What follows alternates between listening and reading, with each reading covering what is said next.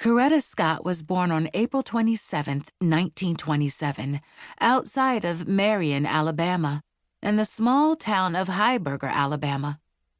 Sometimes the area is called the Black Belt because of its rich black soil. But in the 1800s, the term had another meaning.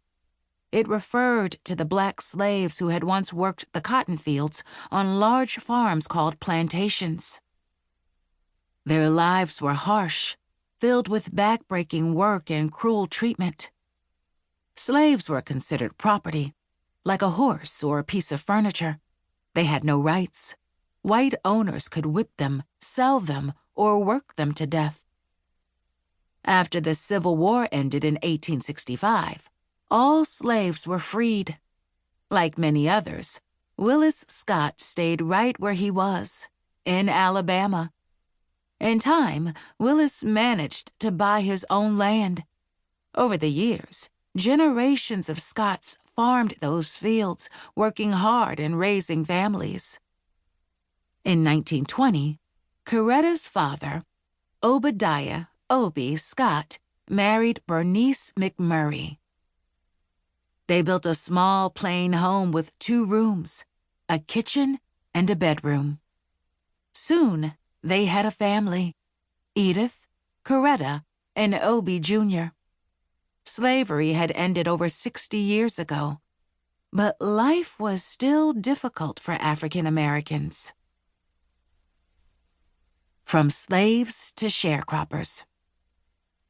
After slavery was abolished, plantation owners still needed workers, so black families rented small plots of land from former masters to farm. Instead of rent money, they gave landowners some of their crops, but the owners charged families for seeds and food and other goods. Often, sharecroppers owed more than they made.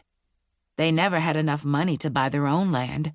Cruelly, they were still bound to masters.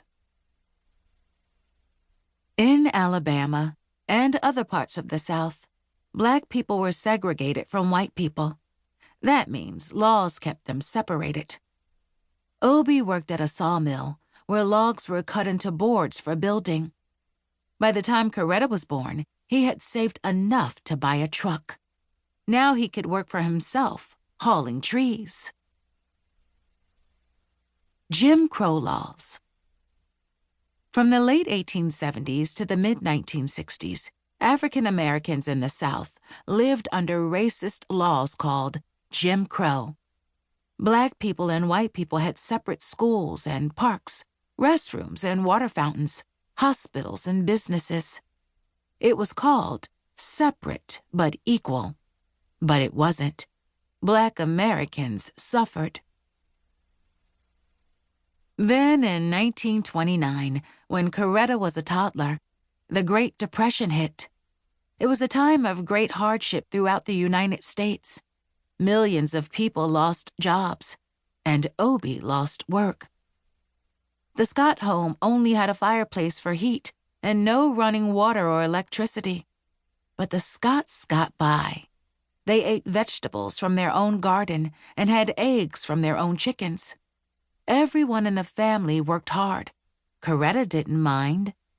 She liked being busy.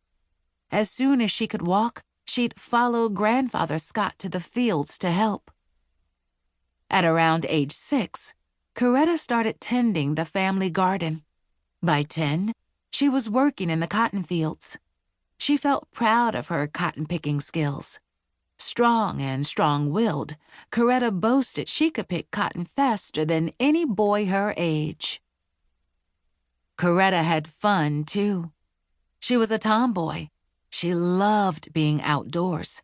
Nothing scared her, not hitting wasp nests or baiting fish hooks with worms.